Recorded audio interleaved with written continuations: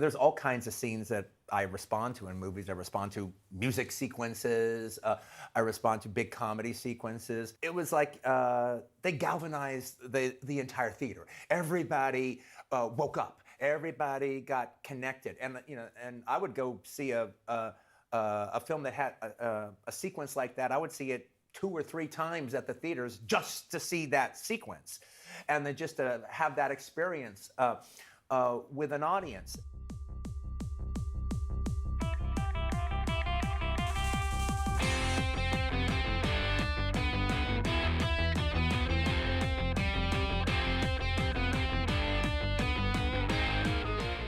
Welcome to Making Tarantino, the podcast. I'm your host, Philip Duke. On this podcast, we go through a list of movies that Quentin Tarantino likes or recommends to see what they're all about and if maybe they've influenced his work. There will be spoilers for maybe any movie we talk about.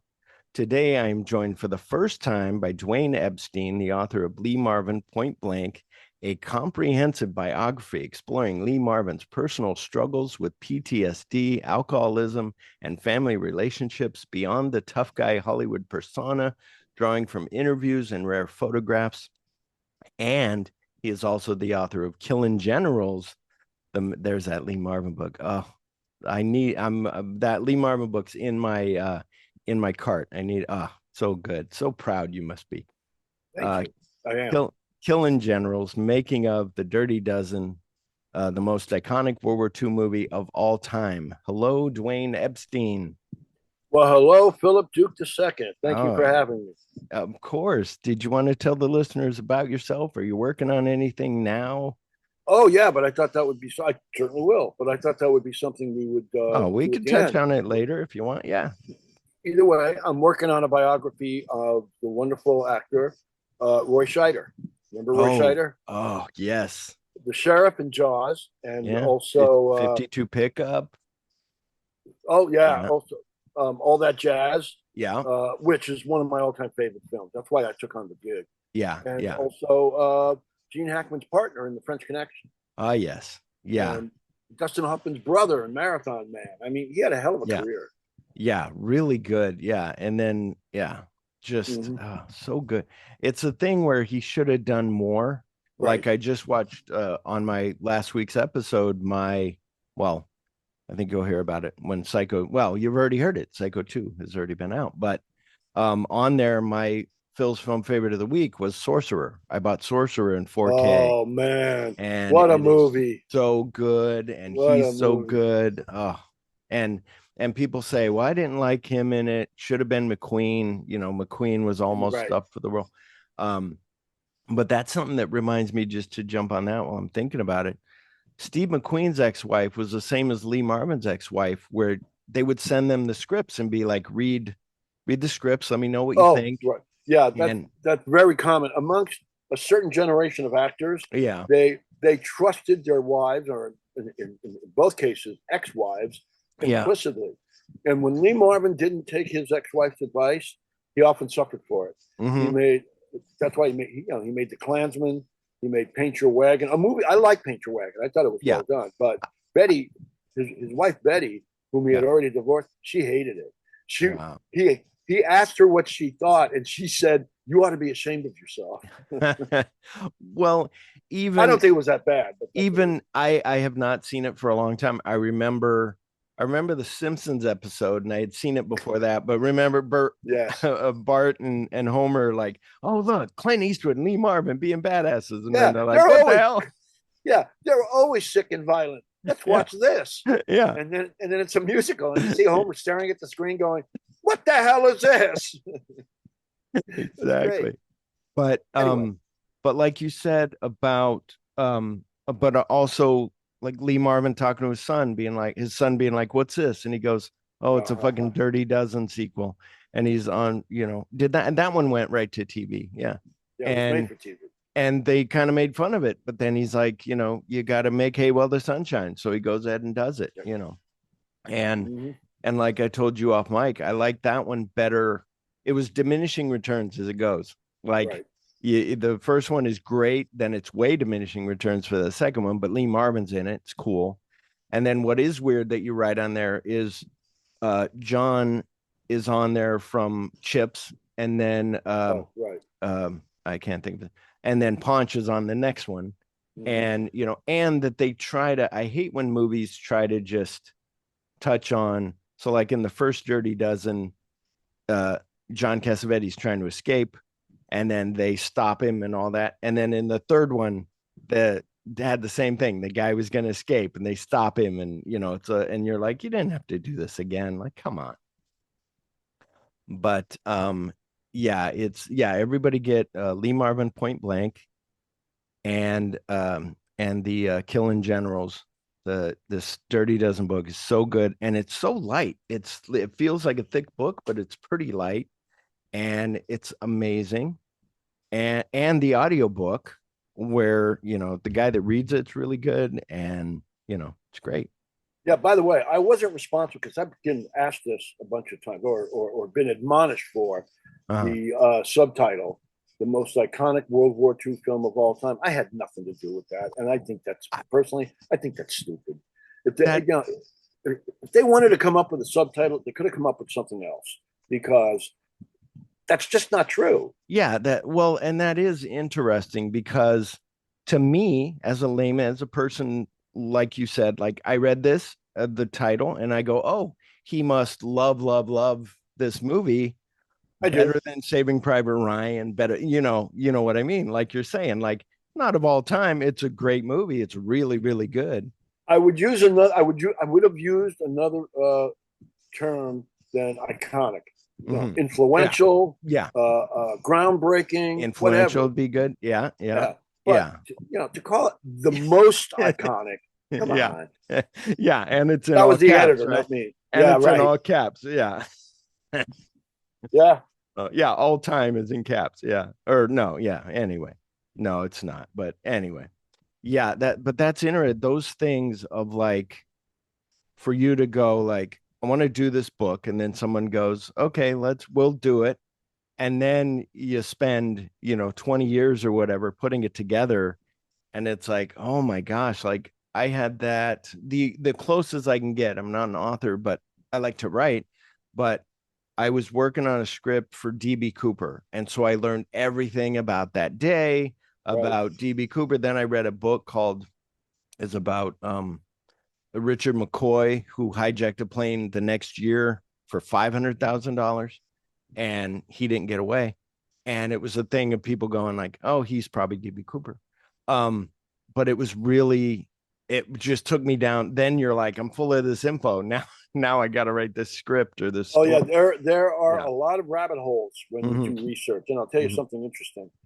The biggest deciding factor in terms of a book getting published, and if you get published at all, you're a lucky, blessed person. I spent over 20 years researching and writing about Lee Marvin, which was my first mainstream book. And I finally got a publisher, thank God. I had the world's greatest agent, a guy by the name of Mike Hamelberg, who never gave up on it. And he never gave up on getting it published. Yeah. And it finally did. And like I said, I had spent over 20 years. And at one point, and I got so many great exclusives. And luckily, it was recognized as such. It made it to the New York Times bestsellers list at #4. It won a couple of publishing awards, all of which is very rare for a work of nonfiction.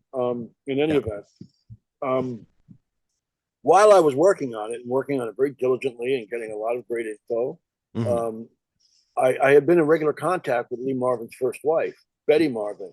And she at one point said to me, aren't you getting sick of Lee? I mean, I was married to the man and I got sick of him. You must be exhausted with this shit. And I said, no, I'm loving it. Yeah. He's a fascinating guy on so many levels. Yeah. And that thing that we talked about before we went on the air, that I stayed at Robert Marvin's brother's house, which was the house Lee also lived in after the war.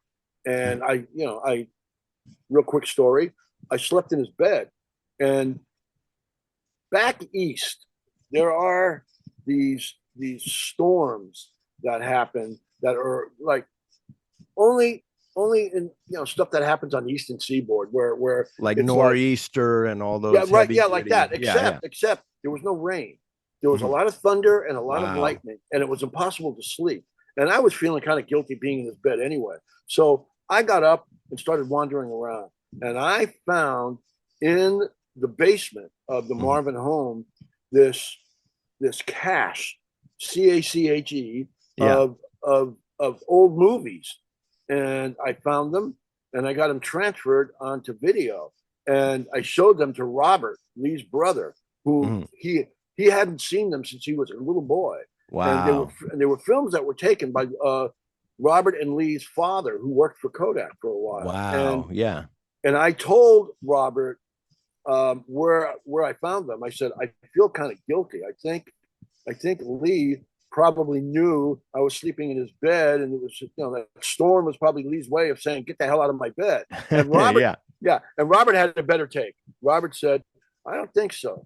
Maybe Lee knew you were there and said, buddy, you better go look for something, and I'm going to help you find it." Yeah. And I thought, Robert, I like that better. Yeah. That's yeah. You were on Cassandra Kokendorfer's podcast. That story, I love that. Her podcast, by the way, is a big Lee Marvin fan. And yeah, I found out about it completely by accident. A guy I know named Mike Sargent, great guy. He has his own radio show on WBAI and does some other stuff. He's quite the Renaissance man. He sent me the link to that, and he goes, "Have you seen this?" And I said, "Seen it? I've never even heard of it. What a great idea! I loved it." Yeah. And to know she was so much younger than me and being a Lee Marvin fan, I was like, "There's hope." Yeah. It was really cool. And that when you see her on video, like she's got all the stuff behind her, like all the Lee Marvin stuff. One of the things that she has that she put in the review for my book that she read and gave it a 5-star review. There was an ad campaign they did. It was like campaign B as opposed to campaign A, which was the thing that we had just talked about, which was the poster for the film. But there was another ad campaign in which it was for the Dirty Dozen, it was a hand grenade, and in the grenade fragments were the images of all the stars. Yeah. I desperately wanted to use that for the cover of my book. Okay? Yeah. She had a copy of that, and she put it in the review, and I was like, way to go, Cassandra. Thank you. Yeah. It's awesome. Yeah. When I read about that poster, it was so cool. And in your book about that one. And then what was funny too with those where they gave out like hand grenades to the kids, like toy hand grenades. Yeah, like, I know. How weird. That was, you know, the ballyhoo in 1960s and 1970s merchandising of films that they do with the press books, and you know, I love press books. Yeah, I have a bunch of press kits here. Yeah, and when, you know, the stuff they did cracked me up, especially for this movie. They worked in the dozen. You know, if you have 12 pounds of laundry, this laundromat will let you wash your clothes for free. Yeah, you know, stupid things like that. Yeah, but the one you mentioned, the thing about toy grenades, that's hysterical to me. Yeah, it's but also though, that was back then, us growing up, like I could go to Kmart or Smitty's and get a little M16 that went and it was like cool. And now you can't get those, or they're all painted red and they, you know, and all this. And so you're like, but that was the thing of like, you know, it was a different time and a different world. Yes, but I love those press kits. When same thing with, you hate the electronic press kits that would come out about a movie and they'd be like, "This is the best movie ever," and you got to go see it. And then you watch the movie and you're like, "This is horrible," but they're on the set being like, "Oh yeah, I gotta do this." Okay, you know, and you're like, oh. There was a thing that I shared with Cassandra. It's pretty funny. You probably saw it. It was him on Johnny Carson, Lee Marvin on Johnny Carson, but Don Rickles was hosting. It was the best. I shared that with her. She's like, "How have I never seen this?" I go, "It's so great." I had seen that a while ago. It was on YouTube. And what I loved about that clip was that, you know, Don Rickles is Don Rickles. He's in your face. He's a bulldog. He's annoying, but he's funny. Yeah. What I loved about that clip is that Muhammad Ali had the best line. He killed it. He absolutely killed it. Yeah. He said, "I think the reason why Lee Marvin's not paying attention to you is because he's not used to speaking to somebody with such a low IQ." I was like, go Ali. Yeah. Lee Marvin got a kick out of that one. Oh, so good. But rate, review, and subscribe to us wherever you get your podcasts. Follow us on Facebook, Instagram, and Twitter. And if you want more talk like this, I do a Patreon called Phil on Cinema, where I do like Shaping Scorsese, like Making Tarantino. It's like all the films Scorsese likes or recommends, as well as his own films. And By the way, I also, you do know. I'm sorry. go ahead. No, it's You fine. do know that The Dirty Dozen is one of Tarantino's favorite films, and it was I partially, do. yeah, the Inglorious Bastard was partially based on The Dirty Dozen because there was another movie called Inglorious Bastards, which Yeah, was a ripoff of The Dirty Dozen with spelled Los different. Frentzen. Yeah, it's Yeah. yeah, I remember seeing that back in the day before, way before he did his Inglorious Bastards, because it was a movie that he liked. And Los then I Frentzen watched and it. Fred Williamson. Yeah. And then, and which I need to see again, because in your book you're like, it's just full on action, like, and I'm like, oh yeah, I need to dive back into that. Yeah, I have a Tarantino talks here that'll play in a minute. But yeah, my Patreon's only $5 a month for 2 episodes a month. And sometimes we were talking press kits. Sometimes I scan press kits. I have the original press kit for New York, New York that Oh, I cool. scanned. I have what else did I have? Zorro the Gay Blade. I have that press kit. And I have a whole bunch here. I have the Kundun press kit, and then I have my buddy Eric just sent me the Legend of Zorro press kit, the Antonio Banderas, the sequel to Mark of Zorro. And Oh, it's right. like a book that folds out. It's got a CD-ROM. I don't have a CD-ROM. I got to go to Kinko's or something and be like, can I print these pictures up? Because after a while, they stopped. It's too much money to print the photos, but Right. also it would have the slides would be in there and black and white photos. And the slides were color and then black and white photos. But anyway, but everybody sign up for my Patreon. Now Well, on with the show. Here's a little Tarantino talks. Dirty Dozen. Yeah, of course. It was a hit. It was just an uber hit. The movies weren't that big a hit, and then like it played for like 2 years straight. Then they re-released it 2 years later, and it does almost as good the second time around as it did the first time around. It can play as the lower half of a double feature for the next 7 years. It's popular. There's no Lee Marvin walking around. There's no Charles Bronson walking around. No, I mean, not even close. No. But yeah, so what? Charlize Theron is closer to Charles Bronson than any man out there. It's kind of ridiculous about the idea that like Robert Aldrich goes to cast The Dirty Dozen. Oh, yeah. He throws a rock in a tree. Yeah. And Charles Bronson and Telly Savalas and John Cassavetes fall out. He throws another rock. Jim fucking Brown falls out of the tree. Yeah. He throws another rock. Yeah. And it's boom, boom, boom. Okay, you couldn't cast one of those guys now. Now you get, a grown-up guy who used to be on the OC. And that's how he became president of the Directors Guild, because he knows what a crew is. He knows what a crew does. He's coming from, as much of an artist as he is, he's coming from a crew perspective. So he's a guy who can understand this story. Aldrich made so much money on The Dirty Dozen that he was able to buy his own studio, which is Aldrich Studios. And then he proceeded to do 4 or 5 movies that nobody was interested in, nobody went and saw. He ended up losing the studio. Now, one of the things about Robert Aldrich from the late 60s on is he was very affected by the Vietnam War. He never made a Vietnam War movie per se, but he dealt with the Vietnam War in like a few of his films. Dirty Dozen has a Vietnam aspect. It's one of the reasons that why the film was so popular, because it has a very anti-military aspect at a time that there was a high anti-military aspect to the country because of the war. So yeah, you have any comments on that? Well, off the top of my head, I can tell you he's 1,000% right. The way he says it is also different, but he's 1,000% right. Let me ask you, who did the interview with him? That was like different clips put together on YouTube. One I could tell was Mark Maron.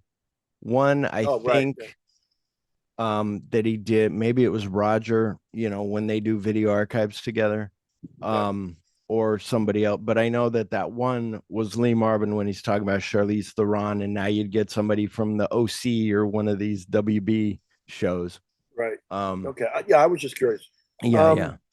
I completely agree with pretty much everything he said, which is interesting because as much as I love Tarantino as a filmmaker, and I do love him, everything he's ever done, everything without exception. Yeah. I read the book he wrote, Cinema Speculation, and he's very good at knowing his movies, especially the time period he's writing about, because he grew up watching movies the exact same time I did. Yeah. And the films of the late 60s and early 70s, in my opinion, and there's very good reason for it, were the best movies ever made, ever.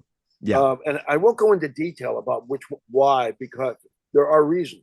But I'll tell you this, his take on some of the movies. He wrote a chapter on The Getaway. Great movie, by the way. Oh, yeah.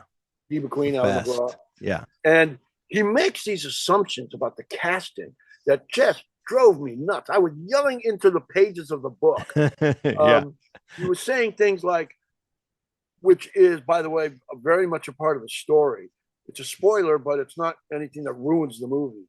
When Ali McGraw's character agrees to sleep with Ben Johnson to get Steve McQueen out of prison, he ripped that to shreds. He just kept saying, man, that was so wrong. It should have been not Ben Johnson, but somebody like Robert Culp or Stuart Whitman or somebody who looked better, because that would have made the her infidelity make you go, hey, maybe she's not going to stay with Steve McQueen. It's like, you're missing the point, you stupid shit. That's not what it's about. It's about the very fact that it was this old guy, Ben Johnson. She was willing to do that because that's how much Steve McQueen's character meant to her. And I thought it was great the way that it played out in the film, because it is Ben Johnson, that Steve McQueen was still incredibly jealous. And by the way, that was something that existed in a lot of Sam Peckinpah's movies. There was always, women were never to be trusted.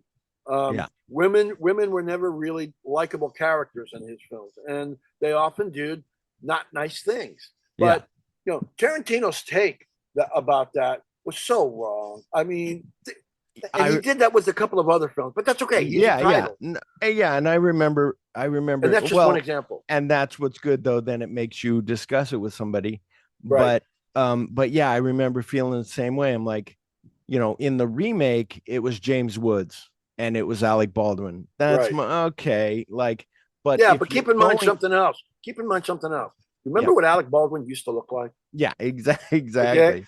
That's why he was married to Kim Basinger. Exactly. Yeah. And James Woods is a bit of a joke by that, that comparison. Definitely. It was. What was interesting about the original, though, is the fact of that he is like any man who's super jealous and doesn't see through his bullshit. He's just so angry at her, and it takes them until they're in the fucking, the junkyard to like loosen up and be like, okay, here, look, I got us a car, Right. And he does something. Steve McQueen's character does something I've never seen him do in a movie before. And I've seen every Steve McQueen movie ever made more than once. He apologizes to her. Yeah. He, because she's in tears and saying no more about him. Yeah.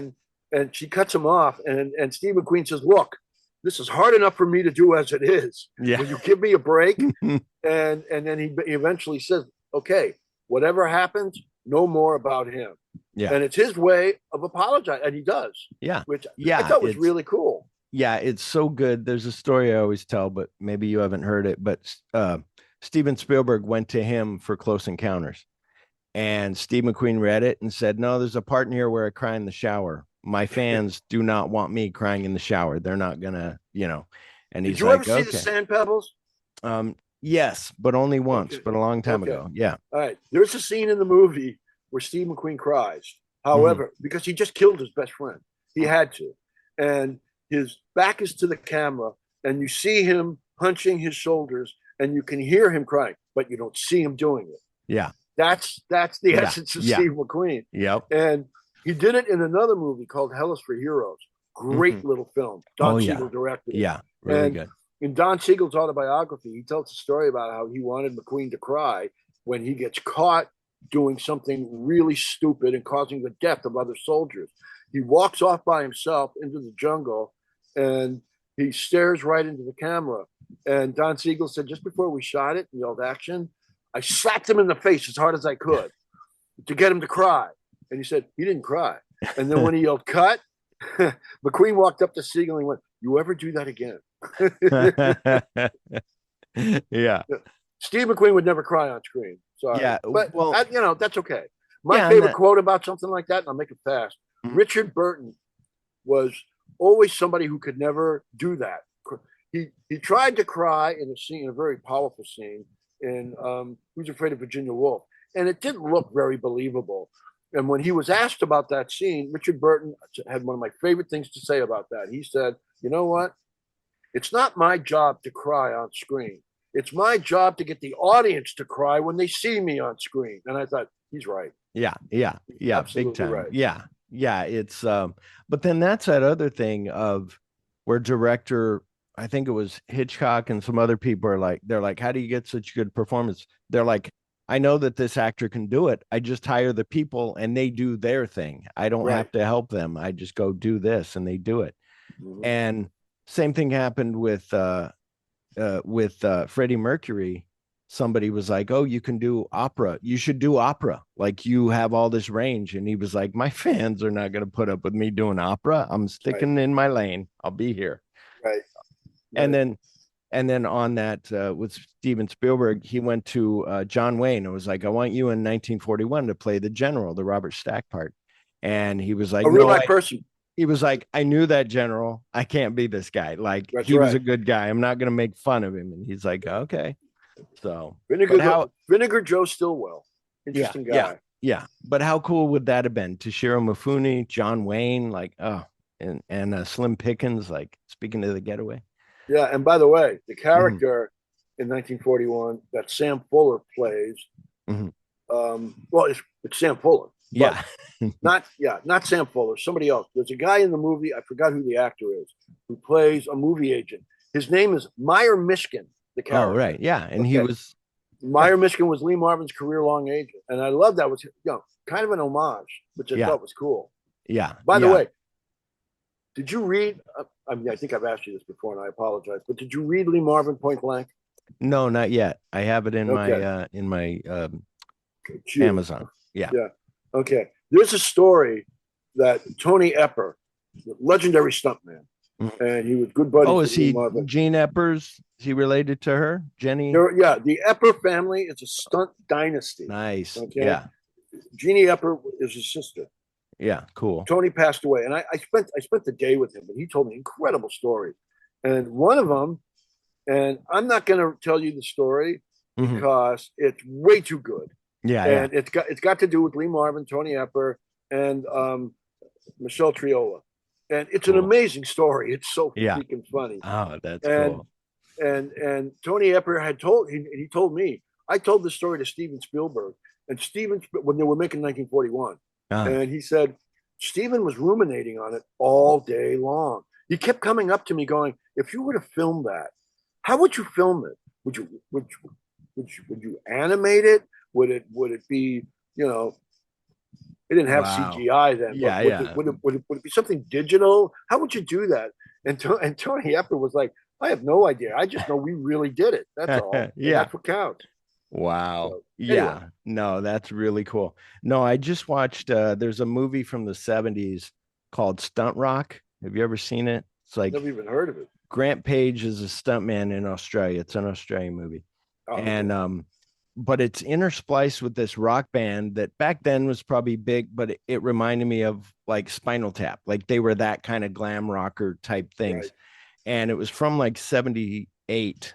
And it was but it was also interesting because nobody knew stunts. So it was showing you kind of behind the scenes of stunt work, and it was really neat. But what was I going to say? I guess Quentin did say, and then we'll get to the synopsis of the movie. Quentin did say that the 80s were just like 50s part 2. Like the 50s were so right. That's like what you said about 60s and 70s. What's cool now about Quentin getting older is now he's diving into the stuff he doesn't know from the 20s and the 30s, and he's watching that and he's getting a kick out of it. Cool.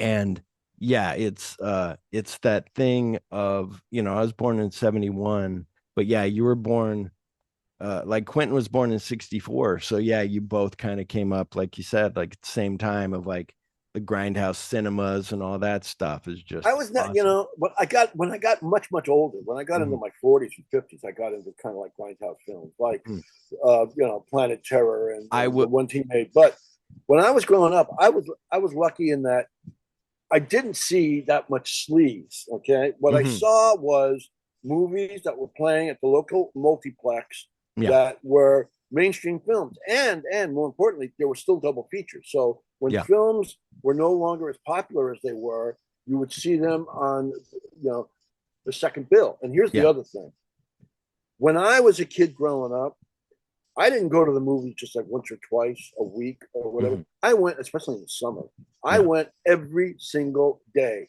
yeah, sometimes seeing the same movie more than once if it was good. And by the way, that's not something I've done in a very long time. yeah. And the reason for films being as good as they were then Mhm. is twofold. On a certain level, movies were always great. American films, anyway. I mean, I like some European films, some Asian films, but for the most part, I'm as jingoistic and patriotic as you could get Yeah, when it comes to filmmakers. And in this country, there was the studio. Well, in a lot of countries, there was the studio system, and the studio system collapsed totally, slowly but totally, by the 1960s. The end of the studio system gave filmmakers a lot more freedom.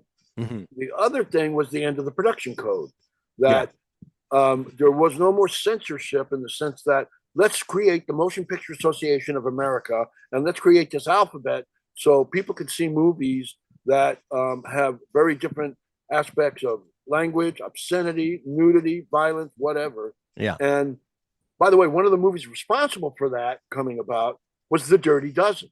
Mhm. Um, the next year, well, I'm sorry, not the next year, the same year, a few months later, Bonnie and Clyde was released. Yeah, And the level of violence in that movie resulted, as well as The Dirty Dozen and several other films, but mostly those two, brought about in the end of 67, beginning of 68, I believe, the yeah, Motion Picture Association of America.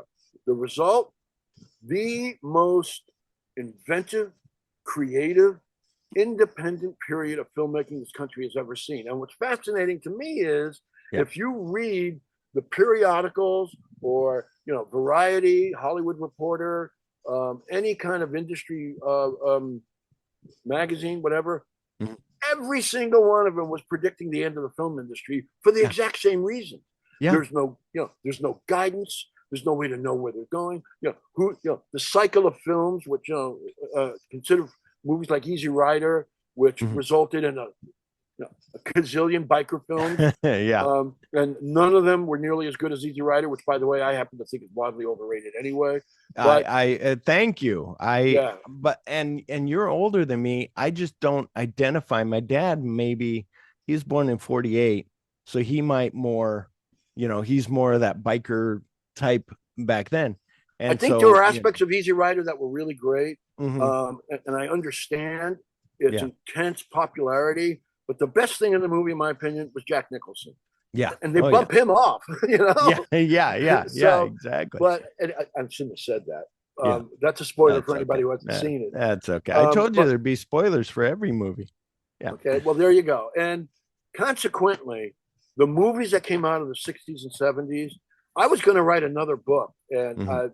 I couldn't. I'll make this quick. The No publisher problem. of Lee Marvin Point Blank was ecstatic over the outcome. And he said, "What do you got in mind next?"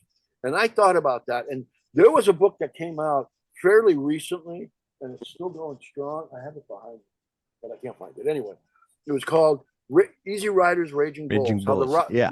How the rock and roll generation, um, sex, drugs, and rock and roll generation saved Hollywood. Yeah. Great book. Peter Biskin really did his homework, the Yeah. author. Mhm. However, I realized there's a major gap in what he wrote. Major gap. And this is what I thought would make a great book, in that there was a generation of actors, in my opinion, not just as Tom Brokaw called it, the greatest generation because of the war, but the greatest generation because of what they were able to do as film actors. They were the greatest generation who, at the time, late 60s, early 70s, were by then middle aged. Yeah. Okay. These guys were in their 40s, their 50s, sometimes early 60s. William Holden, Burt Lancaster, Kirk Douglas, Robert Ryan. Robert Ryan, Tony Yeah. Curtis, Jack Lemmon, all, of various background, not just backgrounds, but of various film personas, but Yeah. were doing some of the best work anybody had ever seen. Yeah. Because they were middle-aged, they were dealing with sexual inadequacy. Yeah. Charlie Varick is great. Like, yeah. Mathau. Yeah. Yeah. The Taking of Pelham 1, 2, 3. Yeah. Yeah. They were making movies in which they were dealing with their own mortality. William Holden, a Network, great example. Marlon Brando and Last Tango in Paris. That whole generation, they were dealing with stuff nobody had ever done, and he doesn't write about it, Biskin, as a generational thing. And I thought, there's a book there. Yeah. And I presented it to my publisher, Sidney Poitier. Sidney Poitier would be another one as well. That's why I just said that. Yeah. Anyway, he said, you're going to have to narrow it down because you're looking at too broad a subject. And he was right about that. So I thought, if I had to narrow it down to maybe 3 actors who could concisely be considered examples of what I'm talking about, even though, once again, their personas were very, very different, I chose George C. Scott, Walter Matthau, and Charles Bronson. Very, very different men, very different actors. However, they were also in different movies. They were also the only actors in that time period to be top 10 box office draws. Yeah. Everybody else was people like, Burt Reynolds, who was younger, a lot of other actors. Yeah. Younger actors. But they were in the top 10, which I thought was fantastic. And they made their stones, for lack of a better way to put it, in films when they were already older. With Walter Matthau, it was The Odd Couple. With George C. Scott, it was Patton. Yeah. With Bronson, it was all those great films he made in Europe. Once Upon a Time in the West, Rider on the Range. I mean, and then he came to this country and he was already older, but everybody went, this guy's great. Yeah. Right? Yeah. So I thought that would work. The problem was that the publisher, whom I like and I still get along with, Tim Schaffner, great guy. Yeah. He said to me, the problem is these 3 guys don't have enough in common. You don't have a common thread for these 3 guys. For someone to buy a book, they're like, well, I'll buy it for the third of the book. I'll buy it for Charles Bronson. For the other third, I don't care about the other 2/3. And you're like, come on. Here's the thing. I completely and obviously totally disagreed with him because I thought that's the point. Yeah. The point that there's no connecting thing other than their age and their, and the time period they lived in. That's the connecting factor, not who they were as individuals. Yeah. But he had the final say. And that goes back to what I was saying before, that my initial comment, that oftentimes what brings a book to market isn't necessarily an original idea so much as what the market will stand, what the market will be interested in, what a publisher, most of all, the publisher is interested in. Yeah. That's the final say. Well, and I lucked out with Killing Generals because the editor at Kensington Press happened to be a Dirty Dozen fan, and he was just about to retire. So I got in right under the wire. Yeah. That's the thing that I could figure is probably annoying when you're like, this is a book that means something. This is a subject. And then someone's like, it's not going to sell. And you're like, but let me do it and put it out and we'll see, but I get. Well, here's the way it worked. I don't know if it works this way as much anymore, but if somebody might be interested in an idea, you put together a proposal, and a proposal has several aspects to it. And when you finish that, you turn that into your agent. Luckily, I have one, and your agent will turn it over to a publisher. And the reason why I say an agent, a lot of people don't believe in agents or agree with agents or want an agent. They're very necessary. Agents have a job that used to go strictly to in-house editors. They're the first defense. If an agent, a reputable agent, and that's important, they have to be reputable. If a reputable agent goes to a publisher and says, I want you to see this, they've already done half the battle. They've already gone, an editor will go, well, I trust his word. I'll see what he has to say or what this is about or what have you. That's why. And if you go by yourself to a house and be like, hey, here, I want it. They're going to go, here's a door shut in your face. Like, we don't know you. I don't know you. So, I'm not even going to read it. Goodbye and good luck. And the worst thing you could possibly do, and unfortunately it's a thriving business, is something called a vanity press. That's where you pay to get your book published. And oh my God! And I tell you, one of the things that has been the bane of the existence of such things is the development of AI. Now you don't even have to write a book. Never even thought of that. Holy shit! Yeah. Oh, I am the last angry man when it comes to AI. I think that's the bane of a good writer's existence. Yeah. When that's the thing where you don't think about it. Like if I'm looking up something, I use Google. My wife uses Chat GPT to find out all the stuff. And I'm like, okay, that's good. There's the good and the bad of it, but it's more when it comes to that, like that's why the Writers Guild was like, there's got to be a law that you can't use Chat GPT to write me a absolutely fucking ransom movie about blah blah blah. Or like I told you, I did here recently for my artwork for the podcast. I was like, I'm gonna try that. So I put into Chat GPT of like make cover art for Making Tarantino the podcast, episode 23 of the Dirty Dozen. Luckily, came up with okay, looks like Lee Marvin. All right. But like I told you off mic, I did Slaughter. And it came up with like some other black guy. It wasn't Jim Brown. It was just some black guy. And you're like, what the hell? And so I'm glad you brought that up because I don't know for a fact. I get the feeling that this was kind of AI rendered. I mean, I know they hired an artist, excuse me, an illustrator, but I think he rendered this through AI. I don't know it for a fact. It's like you said, like Trini Lopez on the front, and that's about it. Like, there's no Lee Marvin. Like no logic, But and once again, it goes back to the oldest cliche of all time: don't judge a book by its cover. Yeah, the book is better than the cover. Exactly. Yeah, if you guys, I did my homework. If you guys want a good audiobook, I don't know where he gets more money. Get the book and the audiobook, like I did. Give him twice the money. Right. But the audiobook has a cool cover of like a helmet. It says "Killing Generals" across the front of the helmet. It's really neat. I like that a lot better. Yeah, I had nothing to do with that one. Yeah. It's really cool.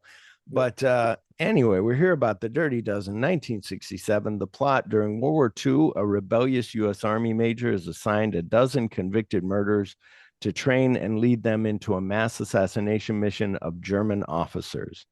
Starring Lee Marvin as Major John Reisman, Ernest Borgnine as Major General Sam Warden, Charles Bronson as Joseph Władysław, Jim Brown as Robert J. Jefferson, John Cassavetes as Victor R. Franco, Richard Jekyll as Sergeant Clyde Bowden, George Kennedy as Major Max Armbruster, Trini Lopez. Here's an interest. Trini Lopez is Pedro Jimenez. There's a guy that left a comment, follows me on Twitter. His name is Pedro Jimenez. That's what I thought his name was always. Then I look, when I read that, I'm like, oh, duh, Pedro Jimenez is the character in The Dirty Dozen.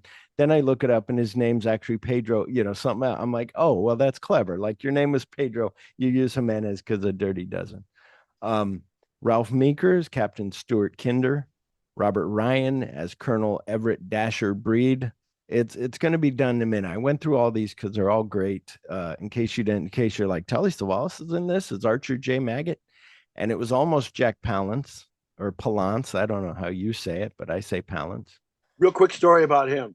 Somebody I know personally, an actress named Barbara Luna. She made a movie with him and she was very cordial about it. And she said, how do you pronounce your name? Is it Palance or Palance? And he looked at her and he went, it's Jack. I think I heard that. I love that story. Yeah. It's such a great story. Yeah. Oh, so good. That's okay. Donna Sutherland, I forgot that story. Donna Sutherland as Vernon L. Pinkley, Clint Walker as Samson Posey, Robert Weber as Brigadier General Denton. I almost left him out, and I was like, no, because whenever he's in a movie, he's always usually playing like an asshole. You're like, I don't like that guy. Right. Tom Busby as Milo Vladik, Ben Carruthers as Glenn Gilpin, Stuart Cooper as Roscoe Lever, Colin Maitland as Seth K. Sawyer, and Al Mancini as Tessos R. Bravos. Why I put those, why I went that far was because it was like number 9 and number 11, number 12. So I was like, I got to get everybody in there. Yeah, they're referred to during the making of the movie as the bottom 6. Yeah, yeah, exactly. Written by E.M. Nathanson, he wrote the novel, and Nunnally Johnson and Lucas Heller wrote the screenplay. and directed by Robert Aldrich. And it's interesting. Like, I like Robert Aldrich. There's somebody in the comments that doesn't like the director, Robert Aldrich. But also that Nunnally Johnson thing is interesting, that it seemed like he wrote what, like six, like just left the others to the side. And didn't one guy say, like, take me off of it, like forget it, because of Nunnally Johnson? Yeah, that would be Trini Lopez. Wait, wait, no, off the screenplay. Yeah, Yeah. no, yeah. The reason why Lucas Heller and and Nunnally Johnson shared screen credit, I have a copy of the original script, and it's interesting to see the changes. Yeah. What happened was Nunnally Johnson really didn't like the fact that Lucas Heller, is a person who had worked with Aldrich many, many times. He was like Aldrich's boy, muse, go-to. Yeah, right. And he worked on Whatever Happened to Baby Jane, Hush Hush Sweet Charlotte, Flight of the Phoenix. I'm pretty sure he worked on that. Yeah. And whenever Aldrich wasn't completely satisfied with the script, he'd bring him in. And when Nunnally Johnson found out, first of all, he was asked, "Have you ever seen The Dirty Dozen?" And he said, "No, and I never will, because I don't know what changes were made, and I kind of feel like an expectant father and waiting to find out if it's a boy or a girl, and not even being sure if I'm the father or not." So with that in mind, I'm not going to see the movie. Yeah. And one of the reasons, the biggest reason, Robert Aldrich wrote this in a memo to the producer, Ken Hyman, whom I got to interview. Great guy. Yeah, cool. Aldrich wrote, when he read the original script, he said, "This is a great movie for 1946. Yeah. This is going to be 1967. We got to do something about that." Okay. Yeah. He said, how did he phrase it? He said something about how, he said, like, to change Lee Marvin's character, right? To make him that was part of it. That was part of it. But in terms of the overall script, he said, well, first of all, it didn't have enough humor in it, which, that's probably true. Yeah. And there were a bunch of changes that Lucas Heller put in that, of course, and the reason why I mentioned it about Nunnally Johnson again is he was very irate. He brought it to arbitration with the Writers Guild. He didn't want Lucas Heller's name on it at all. Yeah. He said it was my script. I did it. I don't want to share screen credit with him. Well, it went to arbitration, and Nunnally Johnson lost.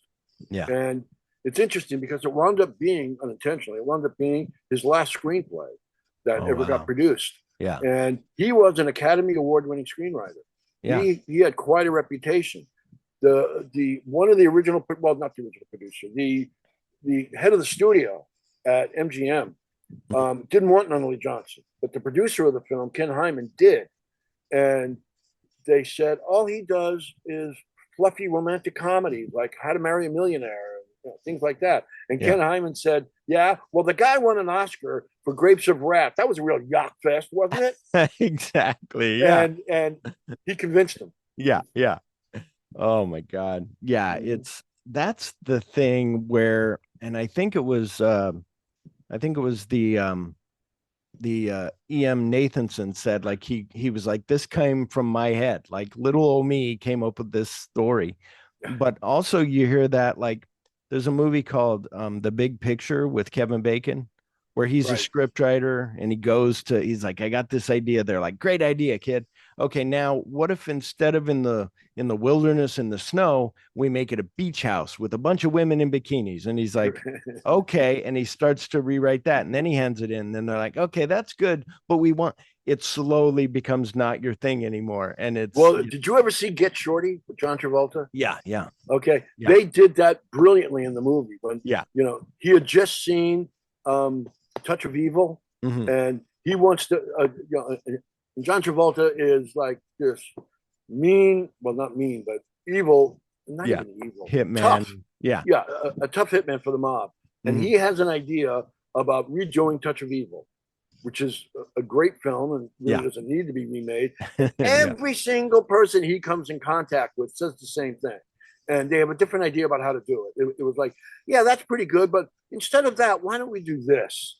And why don't we do that? Gene Hackman with the weird teeth they gave him. Yeah. Danny DeVito, Danny DeVito could even be in the movie. Give me a break. Yeah. and Yeah. which is great. And those were the changes. Yeah. The casting, the story, until it doesn't even look like Touch of Evil anymore. Yeah. Yeah. And that happens in Hollywood, and it pretty much came close to happening once again, to bring it back to the Dirty Dozen. When Ken Hyman and Robert Aldrich put their heads together about who would star in the movie, it almost had a completely different cast.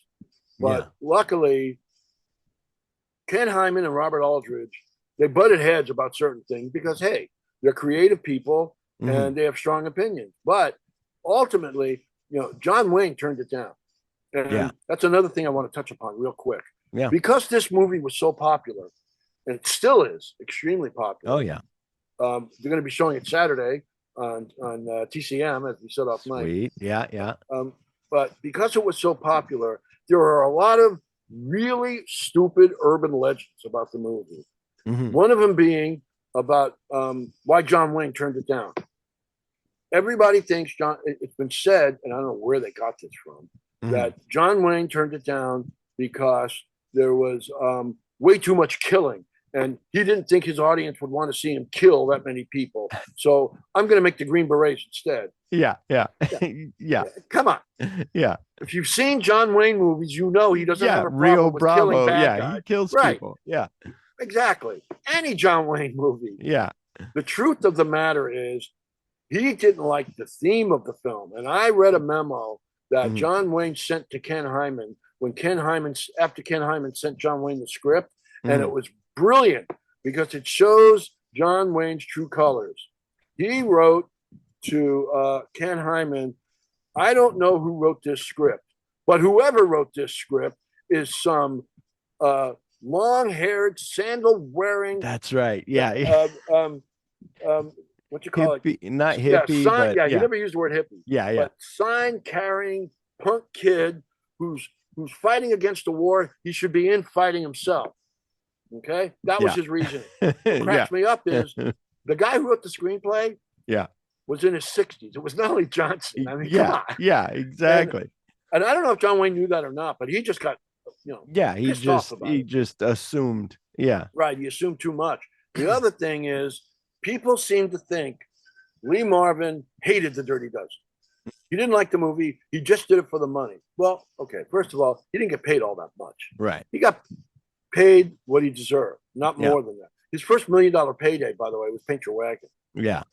But he never said he didn't like the movie. What he said was, it's a great popcorn film. Yeah. And you know what that means. Yeah. But he said he didn't think the premise was believable, and it's not at all. Yeah. But he said he loved the idea of the what took place in the film. He said, let's face it, innocent people die in war, and there's no way to deny it. And he used the example about how people had criticized in the finale how they killed they incinerated all these Nazis as well as the women that were with them. Yeah. And as Dale Guy pointed out, I don't know how innocent a woman is who's being seen in the presence of a Nazi, but that's another argument. Yeah. But Lee Marvin said, you know what? When we bombed Hiroshima and Nagasaki, when we bombed Dresden, okay, there were no soldiers involved there. Yeah. Those were innocent civilians. That's what war is. Yeah. You got to realize that. And he goes, and that's what the Dirty Dozen was about. Yeah. And I love that he felt that way because he didn't hate the movie. And more importantly, Robert Aldrich, he purposely gave it some, what's the word I'm looking for? Both contemporary and historical significance because, the bombing of many of the cities in Vietnam and Saigon and Laos were done with napalm and Agent Orange. And they went up like that chateau went up. Okay. Yeah. That wasn't an accident. He did it that way on purpose. He also the incinerating of all these people, not unlike what happened in the camps, Auschwitz, Dachau, or even even well later we would come to find out, like in Vietnam, like people just going like with flamethrowers and just tearing up a town because I don't know if you're torching a south or village. north or and Yeah, killing people and right. casualties of war had And that that's guy like prison minded people, and that was one of the things about Robert Aldrich that I loved Yeah. and had problems with. Yeah. He had this thing, and it's in almost every film he ever made. He Mhm. had this vicarious love for the grotesque side of human nature. Mhm. Every single movie he ever made. I mean, it didn't matter. Sometimes it's more obvious than others, like in Whatever Happened to Baby Jane. You Yeah. can't get more grotesque than that. Yeah. But it's in every movie, and sometimes it went overboard, like a later film, like The Grissom Gang. Mhm. But it's in every film. It's in The Dirty Dozen. I mean, Yeah. look at Telly Savalas's character. Yeah. You can't get more grotesque than this guy. And what's That- interesting was, in the original novel, Telly Savalas's character was Mhm. actually three different people. Yeah. Nunnally Johnson got the idea of melding these guys all into one. There was a guy who was a sexual pervert. There was a guy who was a racist bigot, and there was a guy who was a religious fanatic. Let's make them all one guy. Yeah. Yeah. Yeah. And yet, it's great. it worked. Yeah. It's bizarre, but it worked. And another thing, a major rumor, and I'll give it up with this because these are the urban legends I had to put down, was that it's based on fact. Mhm. No, it's not. Yeah. It never was. Mhm. It was assumed to be fact. Nathanson himself assumed it because he had heard this story from, of all people, Russ Meyer. Remember Russ Meyer? Yeah. And he was I talk about his little documentary thing that's at the beginning of Saving Private Ryan. I believe it's on that. And there's a woman on a ledge, Japanese woman with her child. Russ Meyer's filming from the other side of the cliff, and the military's trying to get her to surrender and telling her we're not going to hurt you. All the propaganda they have heard that we're going to tear them apart, like we're like dogs and we're going to rip them apart. And she jumps off the cliff and he's filming it. She jumps with her child. They land at the bottom. The kid lives and she dies. But him, like the five, it was him and was it Wellman? It was Capra. No, I George think it was William Stevens, Wyler and William Wyler, George Stevens, right. Frank Capra, him, and may somebody else. May have been John Ford too, because I know John Ford. Yeah. I know Russ Meyer was a combat photographer. Mhm. Yeah. And he was commissioned by George Patton. Mhm. And he was the one who told Nathanson the story of The Dirty Dozen because he was commissioned to film them. And he said, he told him this whole elaborate tale, and I put it in the book. Yeah. And then together, Nathanson and Russ Meyer, they were friends. Before Russ Meyer became Russ Meyer, they were friends, and they researched it, and every single way possible, because they both had army and military credentials, every single way possible to get information they were able to get, and it turns out there was no Dirty Dozen. Yeah. And it was while Nathanson was figuring that out, he decided, fuck it, I'm writing a novel. Yeah. This is too good a story not to create something about. And that's exactly what he did. Pissed off Russ Meyer because Russ Meyer didn't get any credit for giving him the idea. And that's what was funny. That is true. That is what's funny about that. There's that whole part is so intriguing. Like I told you, where it's like, is this true? Is it not? And him investigating, and you're almost on the edge of your seat, like, oh shit, is it going to be? Because he had a picture of some guys on a tarmac, and you're like, oh fuck, and they had long hair, and it's like, oh shit, and then all of a sudden, that you're like, oh, but that makes sense. And then when Dale Dye comes in at the end, he's a military, what do you call it? Correspondent that you talk to when you're doing movies. He was on Saving Private Ryan. He put them through the boot camp. He comes on and says, there's no way, like, you wouldn't trust these fucking criminals to of course not go out and do that. And it's like, and then, like I was telling you off mic, I said at first, I was like, oh, that makes sense. And then when Dale Dye goes, no, never happened. You go, well, yeah, of course. Here's a military guy telling me, of course it would never happen. Like, it makes sense. Yeah. There was, and Ian Nathanson was interviewed for the DVD of The Dirty Dozen. Yeah. And he never, ever says this was based on fact. He does the opposite. Even when they talk about an organization, a unit within the 101st Airborne Yeah. called the Filthy 15. Yeah. Okay. And the Filthy 15, that was real. That did exist. However, they were not the Dirty Dozen. There was a big difference. They weren't criminals. They were problematic soldiers. Yeah, and yeah, they were rough and they were and trained yeah, they were paratroopers. probably Delta Force type guys who were. Right, yeah, well, no, Yeah. they were not Delta Force so much, although Well, I mean, you know, maybe, like trained like them, but yeah, they meaning they like were that they could wear whatever and they could, yeah, well, they couldn't, but they did it anyway. right, yeah, They were regular Army, yeah, and Ian Nathanson constantly says when they're talking about it in the DVD extras, the Filthy 15 are not the Dirty Dozen. And over time, I don't know if people were aware of this somehow, magically melding into the same thing. And the guy who was the most famous member of the Filthy 15 even said, "We were the Dirty Dozen." yeah. No, Didn't you say they he weren't. was on that extras on the DVD? Right, yeah. Didn't you say? Yeah. They were not the Dirty Dozen. And what I love is that when after the book came out, and the book was extremely popular, and after the movie came out, Nathanson said he was getting letters from people saying, "Yeah, I was the pilot of the plane that flew the Dirty Dozen." Yeah. Turns out, no, he wasn't. Yeah. Or I've got a photograph of them, like you said a moment ago, on the tarmac, them getting ready to fly off into the mission. Yeah. No such photograph existed. Yeah. After the movie came out and it was so successful, Robert Aldrich himself flew to the Pentagon to see if he could prove that it was real. It's not. It never was. It was like Nathanson already told you couldn't find stuff. Right, exactly. Something that you wrote here that totally goes with this story, goes with any stories that we hear, is the quote that you have by Jonathan Swift that hits now more than ever.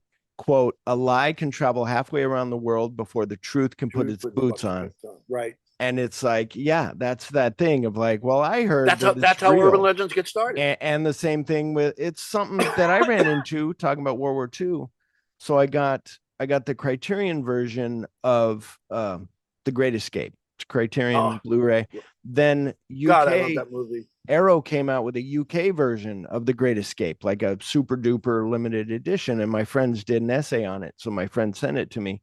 And on there's a guy who's supposed to be a historian who says like, this stuff that never happened was they never made the bellows to, help pump air in there. They never did this, never did that. And it's like, well, that's weird because Floody said all of this shit happened. Like it was a thing. It was a thing that the director had to cut it down because he was like, this is too farcical. It seems farcical. This is all real. I got to cut some of this down. And that's when he said they joined people together and made it like, oh, we'll make this one guy and we'll make this guy, Now, what's interesting, I'll tell you something interesting. You brought up The Great Escape. Mm-hmm. Great Escape came out in, I think, 62 or 63, one or the other, early 60s. The Dirty Dozen came out in 67. Mm-hmm.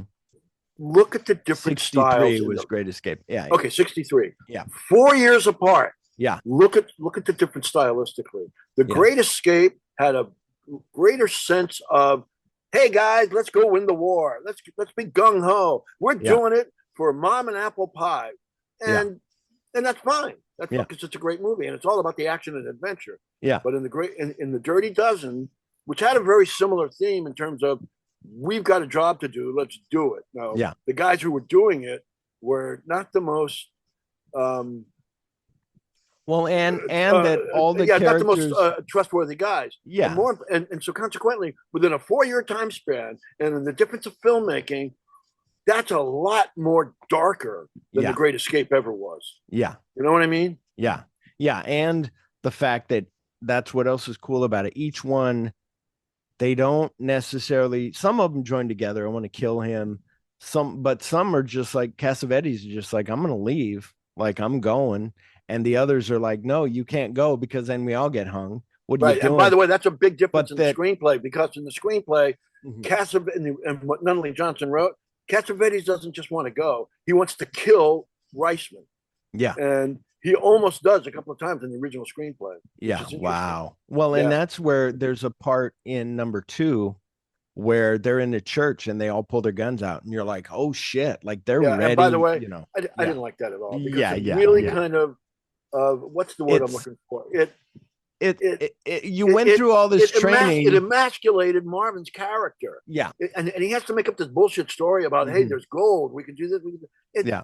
It wasn't cool. Yeah. And the fact of that you went through all this training, that was what was so cool about this movie, the original Dirty Dozen. We'll get to listener opinions here in a minute, is that you have everybody kind of, we hate him, we hate it being here, we hate that. And then slowly they're like, okay, let's do it. Now they're in it. And now you're with them. You're like, and okay, let's do it. Right. Yeah. And they did it visually because Marvin's character even says to Ralph Meeker, he said, they'd kill you if they get the chance. Yeah. And then Marvin says, that's because they haven't met the Germans yet. Yeah. And Ralph Meeker's like, oh, very funny. Yeah. But yeah. That's something else that Dale Dye points out when he says, this country has never and will never recruit convicts for combat. Yeah. He said, however, there was a country that did do that. And that country was Germany during World War II. They opened up the prisons to get a bunch of convicts to fight against the Yugoslavian. That's right. Yeah. Whatever. I forgot what they're called. Anyway, partisan. Partisan fighters. And Dale Dye described it as it was the original idea of a Nazi general who was a convicted pedophile himself. And as Dale Dye says in my book, he goes, it was this Nazi's idea. And let's be honest, what Nazi ever had a really good idea about anything? Exactly. Oh, and my God. Really great is just before the book went to press, I got a story that I was able to put in the book in the intro about how in the war against Ukraine, Russia did the same thing. Russia opened up their prisons to get a bunch of so-called, what was the term they used?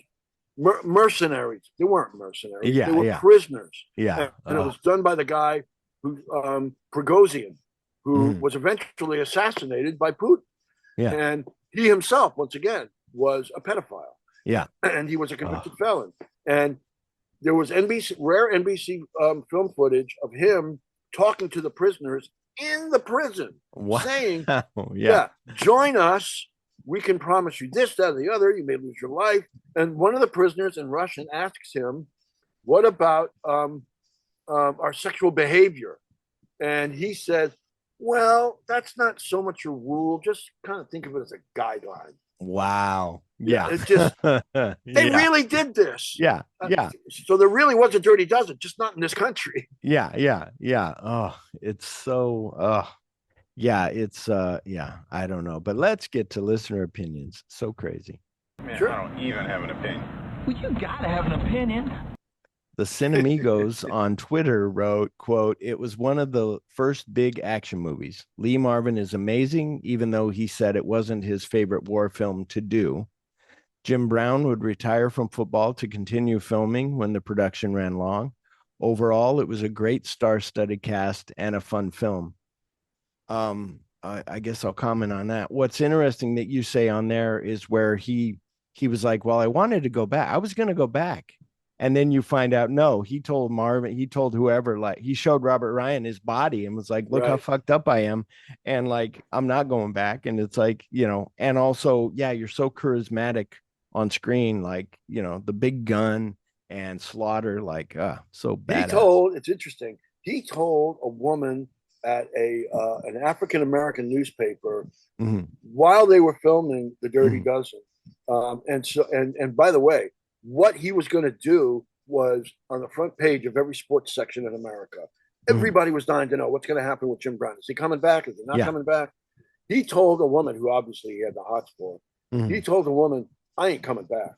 Now, obviously, these sports writers don't read African-American newspapers. Yeah. And I found that out in doing my research, which I think it's interesting. Yeah. And Jim Brown and Fred Williamson and Pam Grier helped create something that hasn't been done before. Well, before, but not since. Yeah. An entirely new genre of film. Yeah. You know how rare that is? And I'm not talking about a subgenre. Yeah. I mean, there were kind of all subgenres of crime films, but they created blaxploitation. Yeah. One of my favorite stories about that is something I saw Fred Williamson say.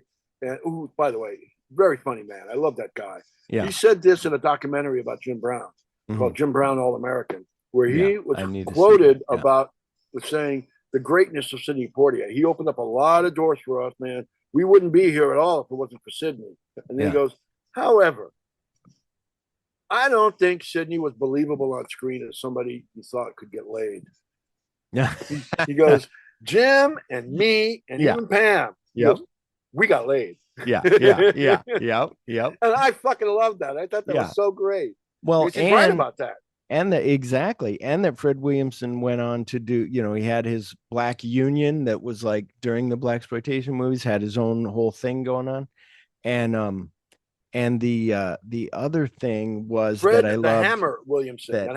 Of course. The thing that I loved in your book also was where Lee Marvin was like, I think he told Lee Marvin how he would go play, he would get tackled and then he would act injured and go off. And I'm like, that's brilliant. Why don't more people do that? Like, maybe I'm kind of half here. Well, that's the funny thing. When I was working on the Lee Marvin book, I have a quote of him saying that when they were working on the Dirty Dozen. And I thought that was actually kind of a racist thing to say. Like, oh, Jim Brown's not really hurt, but he's acting like he is. I didn't realize at the time that I read that quote that not only was Marvin right, but it was a strategy on Jim Brown's part that I never thought about. And I thought, that's brilliant. That's like, I was recently listening to my friend's podcast, Craig and Friends, and he was talking to a film reviewer, and she's a big LA Lakers fan. And she says, what'll happen is they'll just be like, oh, we don't know if our star player is going to be on tonight or not. So that the other team is like, is he coming? Is he not? But he's not really injured. They're just saying that to make the other team be like, what the hell? Right. Yeah. Really clever. That happens in other films as well. When they were making a movie I like a lot, Guys and Dolls with Frank Sinatra and Marlon Brando. I still haven't seen it. I need to. Yeah. Marlon Brando used to play this game on Frank Sinatra that I love. They were supposed to be on the set at the same time. And Brando would always check and see if Sinatra was there yet or not. And he always kept Sinatra waiting a couple of minutes, a couple of seconds, maybe up to an hour. And Sinatra would be infuriated. And Brando was ready all along. He would just show up and go, okay, what's next? What do we do now? And it worked because it so infuriated Sinatra, which I thought was hysterical. That something like that kind of happened with Predator, where Carl Weathers was like, they're always working out in this tent, so I guess I got to go work out. And Arnold said him with Jesse Ventura, he would act like he was working out with more weights, but he wasn't. But that made Jesse Ventura work out with more weights. It was like, oh, it's hilarious. Oh, I love stories like that. Yeah. Fred Schaefer on Twitter wrote, quote, "It's my second favorite war film of all time after River Kwai. An amazing cast, great story that some actually believe is based on real events. Have Epstein's bio of Lee Marvin on my shelf," end quote. Dame Taft on Twitter wrote, quote, I'll leave and come back if you want me to. Yeah, exactly. Yeah. Well, definitely. It was funny when Cassandra wrote me before. She was like, do you have Violent Saturday on your list? And I was like, no, but it's a great movie. I should put it on a list. I'm sure Quentin loves it. And it's so good. But yeah, we did The Killers, but I also have I have more. By the way, I've always thought of Violent Saturday as being Asphalt Jungle meets Peyton Place. Yeah. Yeah. Very true. And Lee is great in it. Now, Dame Taft on Twitter, she reposted my thing and then wrote her thing above it on Twitter. I don't know if you have Twitter. I tried to share some stuff with you of what was coming, and I don't know if you had like 2 names online or whatever. But I don't know what's going on with Twitter, but for some reason I've been blocked from being able to get on. I don't know why. Weird. Very, very weird. But maybe it's because I wrote some anti-Trump, anti-Elon Musk stuff. I don't know. How dare you? You're not right. The idea to have an open mind. Yeah. How dare you? Dame Taft on Twitter wrote, quote, "Only half the dozen are interesting actors. Aldrich is a ham-fisted director lacking subtle. Why am I having lacking sub?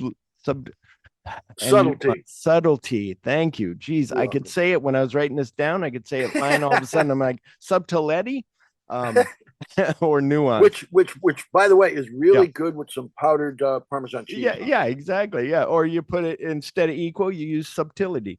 Yeah, subtlety. There you go. Yeah. There's too much clownishness. The Duvall score is abysmal. The action scenes are clunky and suspenseless. End quote. So yeah, let me say something about the Duvall score. Okay. I'm not a big fan of a lot of his musical scores, and Aldridge used them all the time. He had a coterie of people, the same editor, Nunnally Johnson, the editor. Well, not Nunnally Johnson, but Lucas Heller, right? And people like that. Yeah. The thing about Frank Duvall's music, for the Dirty Dozen, I thought he went way above and beyond, and was terrific. And I'll tell you why. One of the things my best friend and I used to do, and this is why in the book is dedicated to him. His name is Mike Barrow. Yeah. We loved that movie together so much. He would call me up on a Friday or Saturday night if neither one of us had plans. And he wouldn't even ask if you'd like to get together and watch The Dirty Dozen. He would go like this. He would go, and I would go, oh, come on over. Okay, we'll watch that. Because let's go. I had the videotape. He did. Yeah. I also had the soundtrack. Yeah. So, yeah, in terms of the score, no, he nailed it. It's good, but it's not as like Great Escape or River it's not Kwai, Magnificent Seven or The Great Escape. But it's good. But it did the job it was supposed to do. Yeah. And in its own way, it's memorable. Yeah. That it's terrific. And then the drum roll as he's going through and interviewing all the convicts, they're going name by name. My God, that was great. It was like they're all about to get hung, you know? Yeah, it's so good. Pedro Jimenez on Twitter wrote, quote, top 10 greatest dad movie of all time, end quote. Right. Vince Stone's girl, our girl Cassandra Kokendorfer on Twitter wrote, hell yeah, that we're doing this. David Meep on Twitter wrote, quote, this movie. She calls herself Vince Stone's girl. That's cool. Yeah. That was the character he played in Big Heat. Exactly. The Big Heat is my favorite noir of all time. I just bought it on the Criterion sale. They have it on 4K, but I also have a Indicator Blu-ray. Cool. But yeah, she calls herself Vince Stone's girl. I thought you knew that. I'm sorry. But you can't get on Twitter. How would you know? So she was like, hell yeah. David Meep on Twitter wrote, quote, this movie has a genuine cynicism about war that is sometimes overlooked. One of the dozen is a religious maniac who knifes a young woman to death. It includes the killing of over 100 unarmed people, including a lot of civilians, end quote. Then he added, it's very much influenced by the Vietnam War and is an accurate depiction of disillusion with military leadership, the horrors of war, and the evil that some men are capable of. The poster you use makes it look like a jaunty action film, but it's far more than that, end quote. True. Absolutely right. He nailed it. And Fred Schaefer wrote, Bosley Crowther, the venerable New York Times film critic who had been on the job since the 1940s, really hated The Dirty Dozen, stating the American GIs had never acted in such a way.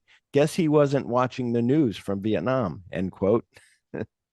Not only that, it's a point made in Saving Private Ryan, which is about World War II, when they show how, once they landed on Normandy and the decimation that took place, the U.S. Army didn't take any German prisoners. Yeah, they shot them. Yeah, out of revenge, vindictiveness, whatever you want to call it, and it's almost understandably justified, to tell you the truth. But anyway, that's another point. And an old friend of mine, he no longer with us. He died during COVID, but he was a tunnel rat in Vietnam. And he said, he's like, I never signed up. Just my guy was like, you're short, get in that tunnel. He was like, okay. Took a 45 and a flashlight. I was like, that must be deafening when you're shooting it in a tunnel. But, but he said, usually they would just throw a grenade in there and let the grenade deal with it.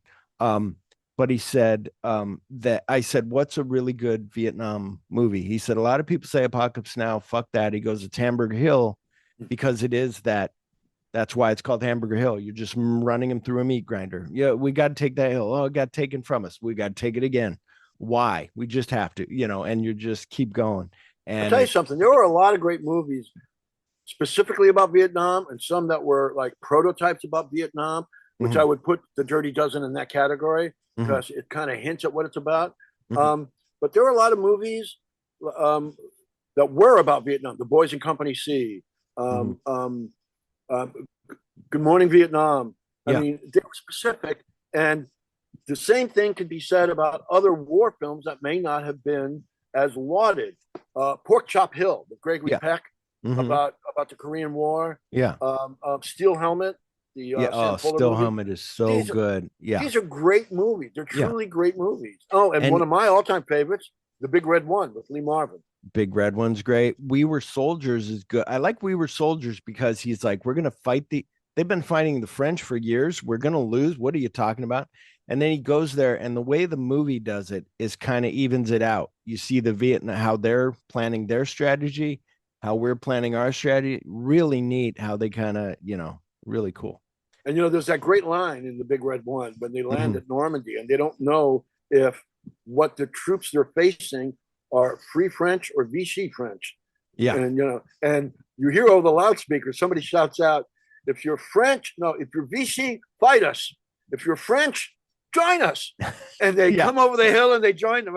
I like that. That was cool. Yeah, really cool. Yeah. There's I was watching Underworld USA the other day, and there's some excerpts of Sam Fuller was a god. Sam Fuller doing interviews about how he killed, killing a guy. I talked about it on a couple episodes ago, but he said the first man you kill, every guy you kill after that, you just see that same guy's face. Like, it's like, oh my gosh. I'll tell you real quick. I got to know Sam Fuller at the end of his life. Cool. And when he moved back to America from France, he was living in France, and I helped him move. Cool. He and his wife, Krista, I had a pickup truck then. And, there's a joke that when you own a pickup truck and your friends know it, it means, can you take us to the airport? Anyway, I picked him up and I took him home. They had this house in the Hollywood Hills, great house in terms of his memorabilia. And I'm helping him unload and I'm moving boxes here, there, and the other. And I'm breaking a sweat and I'm working, right? And he had a cane and he's pointing at me because he had a stroke about where to put this, where to put that. And he looks at me and he went, do you want to take 5 or not even do this? I mean, are you okay? And it gave me the perfect opportunity. I said, are you kidding? And missed the chance to tell people I was directed by the great Sam Fuller. No way. I'll work until I drop, pal. Exactly. Yeah. So I have that story to tell. That is so cool. And the fact of like, I haven't even gone through the shit you went through. Like, I'm just the guy here in America doing it. Like, absolutely.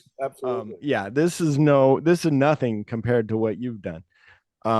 He's so good.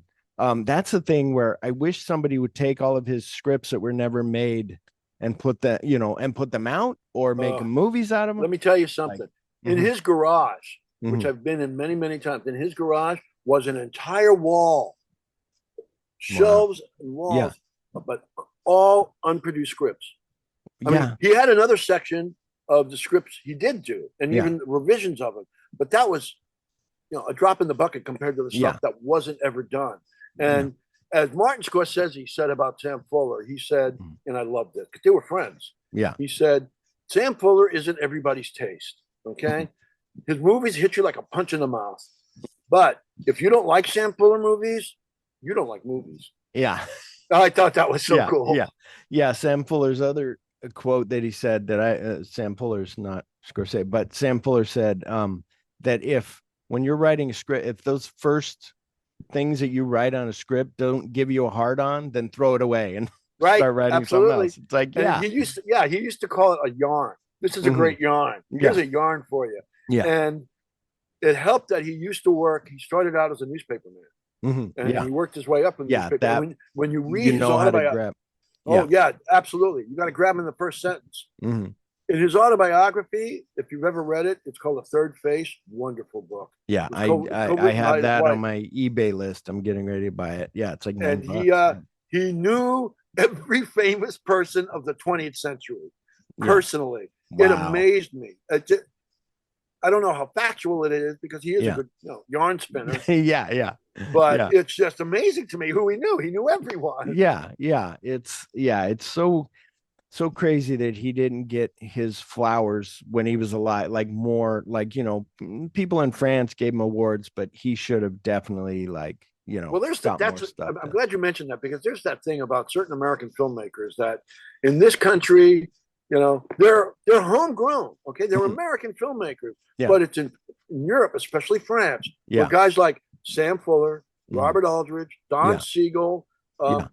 they're Very true. Yeah. they're sainted. Yeah. Even to a certain extent, I'd have to say Jerry Lewis. Well, You know, yeah. Well, they and all have something that when in this country critics revile them, they yeah. hate them, and there are magazines back in Europe like the Cahiers du Cinema, Mhm. which had correspondents like Francois Truffaut and Jean-Luc Godard that understood movies better than American critics. I'm Yeah. sorry, it's true. They just don't. One of the things I don't like about American critics, and by the way, I'm not a fan of film critics in the first place. They're Right. not very insightful, and they're not certainly very smart. But most importantly, I don't think most of them like movies, Yeah. and you can tell. Yeah. Or that they're like, I got to take a different route because somebody else likes it. I got to do something different. Yeah, exactly. And look at the reviews. Liberty Valance got. Look at the reviews. It's a Wonderful Life got when it first came out. Yeah. Most Citizen of Capla's Kane. films. Yeah. Citizen Kane. That's a real good example. Yeah. They're not very insightful and they're not very smart. Even we talked about The Sorcerer. The Sorcerer is one where it's like really good example. And luckily, it's become a cult classic now. I think part of it, exactly. I think part of it with France is the Lumiere brothers, like the creation of cinema, and so they really love George Méliès. Yeah. Oh my God, the story of that. I mean, Scorsese did on Hugo, but the story of this guy who's working at a shop in the train station that nobody even knows. This is a guy that made a trip to the moon. This guy, was a genius. Like, oh, so good. But and it helps a lot, which most film critics don't. It helps a lot if you know film history. Yeah. And most of these guys don't. I would say the only film critic I remember watching or hearing and reading that seemed to genuinely like movies was Roger Ebert. Yeah. Yep. He liked movies. His books he didn't like all movies, good. obviously. Yeah. And and his partner Gene Siskel didn't. Yeah. You could tell by the way he would review a movie. Now, don't get me wrong. Sometimes, I loved watching them, the way they would argue. And one of my favorites was the thing they did about the Crying Game. You remember that movie? Yeah. Gene Siskel got so pissed off at Roger Ebert for giving away the ending on the air. Oh, yeah. Because Roger Ebert didn't particularly care for the Crying Game. So to keep you from having to see it, I'm going to tell you at the ending. And as he started to do that, Gene Siskel went, Roger, don't do that. Please don't. I'm begging you. And he does it anyway. And Gene Siskel is so serious. He's going, I can't believe you just did that. Yeah. I begged you not to, and you did it anyway. Yeah. These guys were great the way. Yeah. Like that. Yeah, all the behind the scenes stuff you see where sometimes they would get in these heated regular arguments. But that's the thing. I remember watching, I think I had seen My Girl when it came out, and then I'm watching Entertainment Tonight, and John Tesh is like, so the new movie My Girl where Macaulay Culkin dies. I'm like, what the fuck? God. Like, what are you doing? Like, what the fuck? Yeah, and it's exactly right. It's like, no, you just leave it. Like the movie's out a week and you're saying this shit. Like, come on. It's like sometimes they do that without meaning to, but being stupid in the trailers and the coming attractions. They'll give away the endings. Yeah. It's like, that's so stupid. You guys are the people that made the film. Don't you know better? That brings up when I started this podcast with my cousin, and then he was like, these are too many weird movies I can't do. I was like, okay. But when I started with him, I said, what we're going to do is we'll watch the trailer at the end. Like I would have the randomizer pick. I have a randomizer and I have it pick whatever movie's next, except for like you and I were like, we got to do Dirty Dozen. So I said, okay, let's do that. So I would watch the trailer. I would want us to do it as like a reaction video. Oh, what do you think? But some of those trailers would ruin the movie, especially the 70s, 80s movies, whatever. And then, or even the 40s one. Or we would just, when I go to put on the trailer at the end of the podcast, I would have to watch the trailer to see if it's good enough for audio. And it was like, oh, motherfucker. So yeah, those are what sucks. But yeah, that's why I like teaser trailers or something that's better, that like you don't know what's coming. But anyway, let's get back to listener opinion. Caesar Manansala on my personal Facebook page wrote, quote, Professor Caesar Augusto from the Rad Revival House here. The Dirty Dozen is proof you can have a thought-provoking, character-rich action film. The great diverse cast really helps propel this into an action masterpiece, end quote. And finally, Jerry Dennis on the Making Tarantino, the podcast Facebook page wrote, quote, you keep picking bangers. This is the Men on a Mission film, in all caps with 2 exclamation points. Then he added a love this sticker at the end. So yeah. Now I'm glad it has fans. And since it has fans, these fans, if they haven't done so already, should buy the book. Exactly. Like I said, audio, why you get the physical copy, because it's a good price and you get pictures in there. And then also there's a cool picture of them all around the table. I love that for the read through. And then I got that photo. I got that photo from a guy named Bob Phillips, who was a fascinating guy. He's in the movie. Yeah. When I met him, I didn't know who he was when we met. Mm-hmm. So, we're talking about Lee Marvin because that's why I interviewed. Interviewed him because he knew Lee Marvin really well, and he's telling me stories. And he got to the Dirty Dozen, and he goes, there were 2 bad guys in the Dirty Dozen. One of them was Robert Ryan's character, and I was the other. And when he said that, I started looking at him, and I went, oh shit, you're Corporal Morgan. And he went, that's right. And I thought, that's cool. Yeah. And I found out his role in the movie was actually bigger, but they cut it down. Yeah. Which is why one of the titles, chapter titles, I called a quote from Bob Phillips, which almost got him in trouble. It's a line that Bob Phillips told Army Archer. He said, Charles Bronson has more lines on his face than I have in this movie. Yeah. And Bronson confronted him about it. He goes, is that true? And he goes, oh, no. That was some PR guy who said that. Yeah. Well, that's like you said, we were talking press kits and stuff, like how they mess with Ryzen, the girl, where they were like, oh, like, how she was treated. And it's like, no, that's not true. Oh, I talked to her about that. And she was livid. Yeah. She didn't even know that they had done that in the press book. Yeah. And when I read it to her, because I talked to her when I was working on the book, and she was livid. And what's interesting is I also asked her, because she was a Holocaust survivor. She was from Bulgaria. And I asked her, were you a little uncomfortable about playing this character? And she said, more than a little. She said, I was very uncomfortable, especially around all those Nazi uniforms. And she goes, but I was constantly being treated very well by Aldridge and Aldridge's wife, who, by the way, was German, born in Germany. And she said that, and the nicest person in the world, she told me, was Lee Marvin. Yeah. She said Lee Marvin was the greatest guy you could ever want to meet. He was so nice to her. That's why there's a singular picture of them together. Yeah. When they were in Israel, and he was making the Delta Force. Yeah. And that's when she was living there. She went out of her way to meet him again, and she posed. And it's such a sweet photo.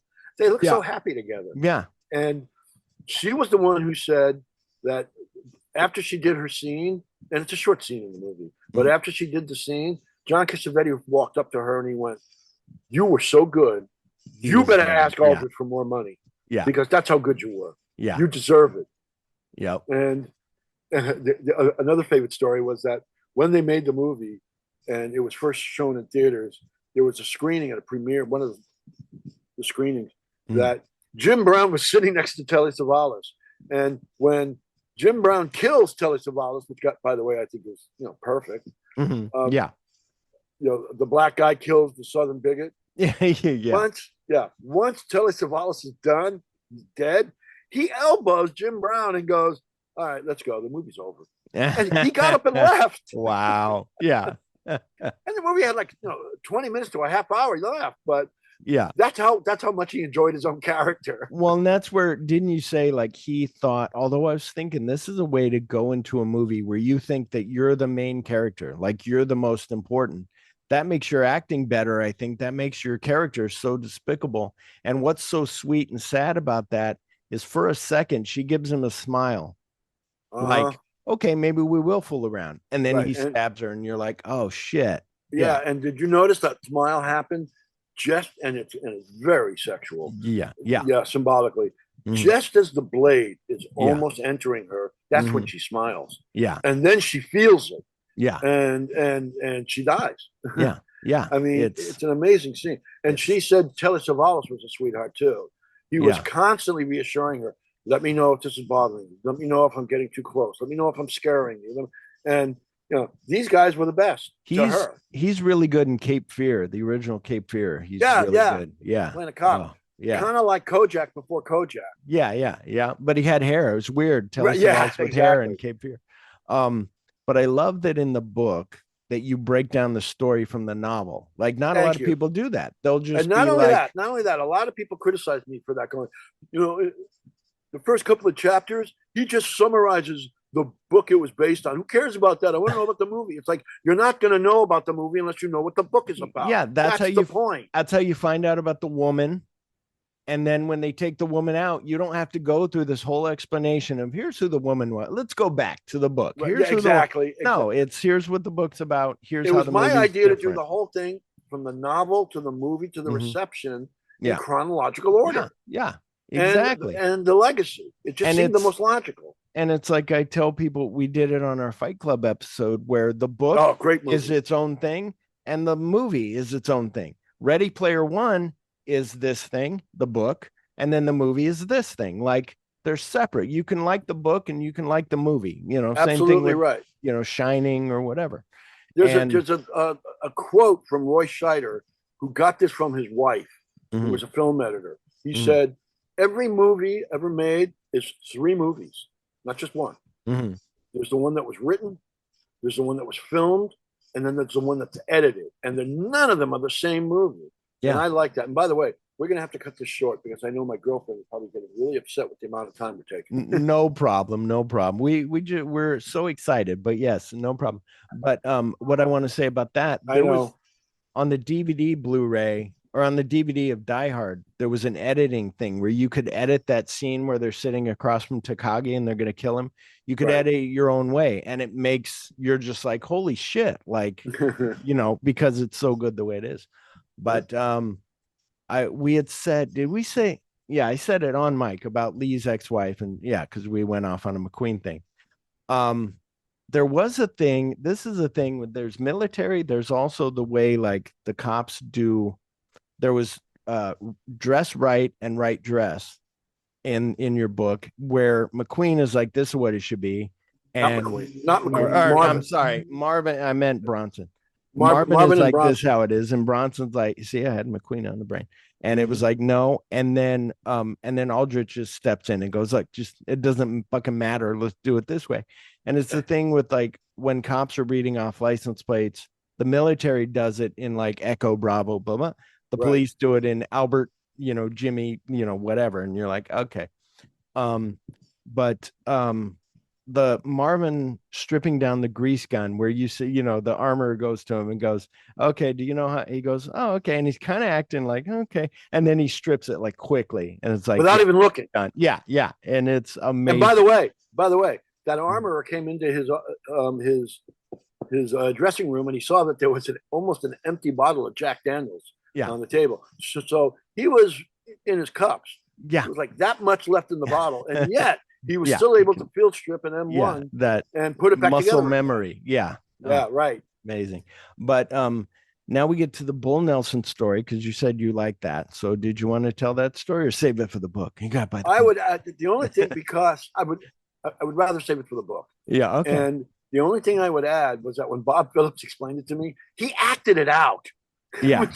That's really cool. bizarre. That's really cool. Yeah. But also where you can see it. That's where in the in the book, I'm like, oh, like you almost want that to be a video of everybody's in right. You could he said Bob Phillips told me they did that only to the stuffy British actors that were in the film. Most of them were playing the Nazis, and they couldn't stand stuffiness or pretension, and so they would poke holes in that whenever they could. And the best example, even better, was the story about Richard Jekyll and Bob Phillips and Lee Marvin, and what Marvin and Phillips set Richard Jekyll up to do, which is hysterical to me.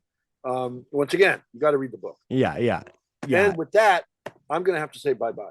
All right. It's fine. I can finish up here, but Okay. I appreciate it. I am sorry that we went long. I didn't know that you had a heart out, but I get it. I have a wife, and she's Good. like, "What are you doing? 3 hours? You're talking?" I'm like, "Okay." She just yelled out to me, it's almost 9 o'clock. And I was like, you're right, honey. Yeah, exactly. All See, right. this is what happens when movie fans who know what they're talking about get together. They don't shut up. Well, you can come on anytime, and I'll finish up here by myself, and it's fine. And thank you for being on. I greatly appreciate it. And I will talk to you when I talk to you. Thank you so much. I appreciate it. Thank you. Take care, Philip. You too. Bye. All right, everybody. Dwayne had to go, had some stuff. There's some stories in here. Of course, you have to buy the book. They made the chateau for Dirty Dozen. It took 4 months to make. It was 50 feet high. That's 5 stories, and 240 feet long. And it looked too good. And then like they went to blow it up and it caught on fire and it didn't collapse like they wanted it in the front. So they had to rebuild the front in a less structural way to make it, explode out and do all that. And that was awesome. And then there was a part where Marvin said something derogatory about Jim Brown. And then Robert Aldrich was like, took him in, talked to him. From then on, like he got straightened up. He was like, okay, sorry, which is odd that happened because Marvin was not racist or any of that. Like he was all for civil rights and everything. So, probably drunk or something. Who knows? It's like Mel Gibson. And then there was a part in here. This part's interesting. So Trini Lopez was he was working for Sinatra. And he took off from doing music to do this movie. And Sinatra was like, look, you're messing your music. You're not going to be able to go back to your music. What are you doing? He's like, you need to ask for more money. So Trini Lopez was like, okay, I guess so. So he goes to ask for more money and they don't give it to him and they pull him off the movie. So that's why in the movie, they're walking through when they land and they look up in a tree and they go, oh, Jimenez got caught up in a tree and he's dead. Like, that's it. Like, it makes, when you're watching a movie, you're like, holy shit, like, that's cool because you're all for these guys. And he's the first guy that just died from, that. And then when you find out the story, you're like, oh shit. Like, and like we said, Risen said that Marvin was a good person. Cassavetes didn't much agree. A lot of people didn't agree with the ending of this movie because, all the Nazis, the higher ups, the generals, and their wives and stuff are down there. They do tell all the workers in there, like, hey, if you work in the kitchen, like, you guys need to leave, and they leave. But then with the Germans, they open these things and it's really cool. And I wish it would have been done in slow motion, like really cool. But Jim Brown was really fast. And so they were like, they pulled off all the lids for these little pipes. And then they threw down a bunch of grenades and poured gasoline in there. And then Jim Brown pulls a grenade, drops it in the one, runs to the next one, drops it in the next one, runs to the next. Like there's 4 of those. And he drops them in while he's running and the whole thing explodes down there. And a lot of people don't like that because they're like, it's innocent, but that's what makes it. It's a over the top, like, action movie. Like, it's fun. It's not supposed to be Saving Private Ryan or Big Red One. It's extraordinary. So it's really great. And what was funny on here was that he talked about Rise and asking for more money. But what's funny, Dale Dye, about the grenades and the light, they were like, what would you? He goes, the ending. And I think it's on The DVD seems like it has the old DVD has a whole bunch of added stuff that I should probably get. I don't own this movie, but I should get it on. I want to get it on Blu-ray, but this DVD might have more stuff. Um, Dale Dye said grenades. They set it off to explode like gasoline and all the explosives down there. But he's like, a grenade just kind of pops. Like it's not a big explosion like in movies that they do. And he said also the lights, there wouldn't be a whole bunch of lights at the front of the chateau. It would be dark. And also he was like, these military guys, like they should be in camouflage because the most thing that shows up at night is your skin. And he said, if they had like camouflage paint on their face, that would be cool. And he said, but of course, then you can't see the actors. He said, but if I were to do it, I would make each person look different, which makes sense. Like you do like a clown and you make everybody different. So, Charles Bronson's the one with the white thing across his eyes, like Arnold Schwarzenegger, and the other people, this and that, etc. And when they blew up the chateau, people were complaining from miles away, like in London. They were like, hey, what the hell? And like, what is this? And they're like, oh, yeah, we just blew something up. And then there's that part at the end with the half track. And that's the other Dale Dye was like, this truck didn't exist, that truck, like these aren't the authentic things. But it's also like, we're just doing a movie. Like, chill out, Dale Dye. I like Dale Dye, but chill out. The half track, Lee Marvin was drunk, and they were like, where's Lee Marvin? Finally, he shows up half drunk. He's got to drive this thing, but he drives it. And, Bronson's like pissed. Like, Bronson didn't get along with Lee Marvin very much. He was going through his own stuff, you know, but Lee Marvin, yeah, he drank, but he's a good guy. But anyway, and then at the end, it's Lee Marvin, it's Charles Bronson, it's Richard Jekyll. They're in the thing. I'm sorry I didn't go through the movie, but y'all know Dirty Dozen. If you don't, it's on OK.ru. You can watch it for free. Or as he said on TCM on Saturday, they're going to be playing it. Well, it already passed. Sorry. And that's the end of the movie. Nathanson, the author of the book, did not like the movie until the third time he saw it. And I could see that. Like people say, like, that's your baby up there. And especially when you're a director, when you're a writer, you're like, oh, they changed some stuff. So I could see the third time finally being like, okay, I can take myself out of it. It's a good movie. And then after the movie, like he said, a lot of people were coming out. Oh yeah, I knew those guys. Those guys are real guys. No, they're not. Ken Hyman produced The Wild Bunch, and Lee Marvin wanted to do it, but was offered $1 million to do Paint Your Wagon and took it. It's like, oh man.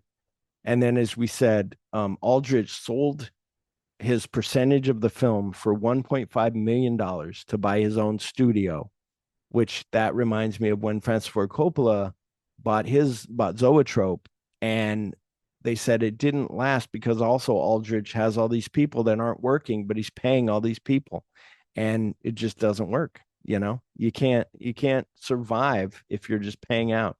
And then he said something here that I did want to ask, but we can all look it up online. There was a TV show that they were going to do in the 80s called Garrison's Gorillas. And I was wondering and so it was supposed to be a whole season. They did 7 episodes and then canceled it. So he said when they were talking to the author of, I think it was the author of the book of the Dirty Dozen book, and they wanted more like flashy people, like 80s, kind of, like an A-Team, which reminds me of the A-Team.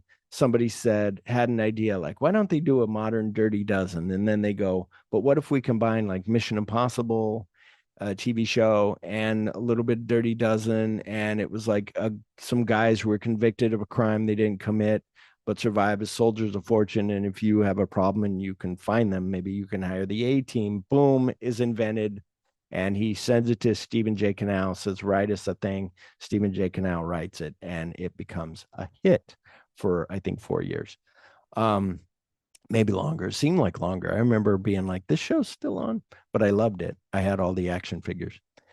Anyway, so yeah, it's called Garrison's Gorillas with a G, Garrison. Of course, you're like, yeah, we know South Park. Anyway, reviews, Rotten Tomatoes critical consensus reads, Quote, amoral on the surface and exuding testosterone, The Dirty Dozen utilizes combat and its staggering cast of likable scoundrels to deliver raucous entertainment, end quote. So in this movie, did I see anything Tarantino might have liked or used in the film? Yes, all of it. The other thing is when you're watching Tarantino's Inglourious Bastards, it seems like it's shot in the exact location that they shot when he's walking, telling the Dirty Dozen, okay, line up in order of height and do all that. Like, really good. And you heard Tarantino talk about it. You know what he likes. Our star rating system here is 1 to 5, 5 being the best. I rate this movie 4.5 out of 5. I had not seen it for a while, and I really enjoyed it. I saw it a long time ago, and I remember thinking, like, would I buy this movie? I don't know. Watching it this time and watching the other 3 sequels, I was like, no, this is a fucking great movie. I don't know why I didn't give it 5, but 4.5 seemed good. Um, would I buy this movie, rent it, or find it for free? Yeah, I'd buy it. Like I said, it's on Blu-ray, but I need to look up what the DVD has on it because that's got some interviews on there and some audio commentary by the original guys, which I'm sure, that they could get at the time that were alive and that wanted to do it. So yeah, it's definitely. Do you want to hear Phil's film favorite of the week? For sure. Okay. Friedkin Uncut from 2018. The plot, and it's a documentary, everybody. An introspective insight into the life and artistic journey of William Friedkin, an extraordinary and offbeat director of cult films such as The French Connection, The Exorcist, Sorcerer, Cruising, To Live and Die in LA, and Killer Joe. So some people might have forgot Killer Joe. Killer Joe is really good. It's really weird and odd, and you're just like, oh my god, Gina Gershon in it, Matthew McConaughey. For the first time, Friedkin opens up, guiding the audience on a fascinating journey through the themes and the stories that have influenced his life and his artistic career. I give it 5 stars. It was a great documentary, and and like I said, thank you to Dwayne Dwayne Epstein. I need to get his Lee Marvin book, especially now that he said, talk to Clu Gulager and all this stuff. Like, I'm going to buy it right away. Like, it's amazing. Like, his books are good. So everybody get Killing Generals. And something that I mentioned here before I get to what's coming, there's a movie called Eastern Condors. If I put out the video and you're watching it, Eastern Condors, Sammo Hung, and what's interesting is this is like a Dirty Dozen where they hire these convicts. They tell these convicts, hey, you're going to go do this military mission. And they put them on a plane with military people. So it's kind of cool because they're going to be watched by the military people. And then all of a sudden something happens. All the military people get killed. And they're the only ones left alive. And they jump out of the plane. And now they have to decide, do we go do this or don't we? It's very cool. But anyway, come back on August 29th when I will be joined once again by Antonio Palacios from the Cultworthy podcast for